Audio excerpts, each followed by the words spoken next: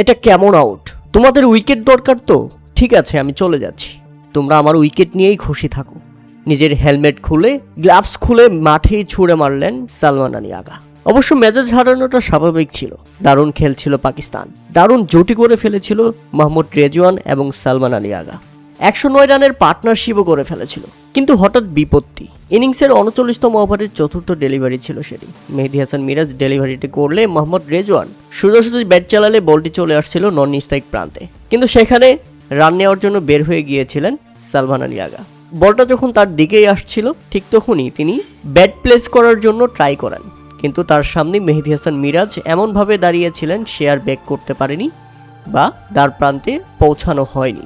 এই ব্যাপারটিকে স্বাভাবিকভাবে নিয়েছিল সালমান আলী আগা। তিনি বুঝতে পারেননি মেহেদী মিরাজ আসলে এমনটা করবেন, তাই তো বুকার মতো বলটা নিজেও হাত দিয়ে তুলে মেহেদী মিরাজকে দিতে চেয়েছিলেন তিনি, কিন্তু না, তার আগেই মেহেদী মিরাজ বলটা নিয়ে স্টাম্পে আঘাত করে আউটের আবেদন করে বসলেন।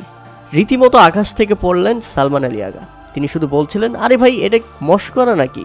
আমি আরো তোমাকে বলটা তুলে দিতে চেয়েছিলাম, আর তুমি বলটা এইভাবে নিয়ে স্টাম্পে আঘাত করে এখন আবার আউটের আবেদন করতেছ। মেহেদী মিরাজ বলছে, তুমি বাইরে, আমি স্টাম্পে বল আঘাত করেছি, এটা রান আউট। কোনোভাবেই মেহেদী মিরাজ রাজি না হওয়ায় মেজাজ হারিয়ে ফেলেন সালমান আলী আগা এবং আক্ষেপ নিয়েই প্যাভিলিয়নে ফিরে যান তিনি এবং শুধু বলছিলেন, তোমাদের উইকেট দরকার, উইকেট পেয়েছো, এখন খুশি থাকো। ঠিক আছে, আমি চলে যাচ্ছি। এটা নিয়ে ব্যাপক রাগারাগি হয় বাংলাদেশ এবং পাকিস্তানের ক্রিকেটারদের মধ্যে। ধারাভাষ্যকক্ষ থেকে রমিজ রাজা শুধু বলছিলেন, এটা একেবারেই অমানবিক আউট, এমন আউট মেনে নেওয়ার মতো নয়। মিরাজ সিরিয়াস ছিল। সালমান আলী আগা কল্পনাও করতে পারেনি মিরাজ তার সাথে এমনটা করবে, বা আমরা কেউই কল্পনা করতে পারিনি, কারণ সে বলটা তুলে দিচ্ছিল, মিরাজকে হেল্প করতেছিল। মিরাজ হয়তো বা উইকেটটা পেয়ে গেছে, তবে এটা ক্রিকেটে স্পোর্টসম্যানশিপের মধ্যে পড়ে না।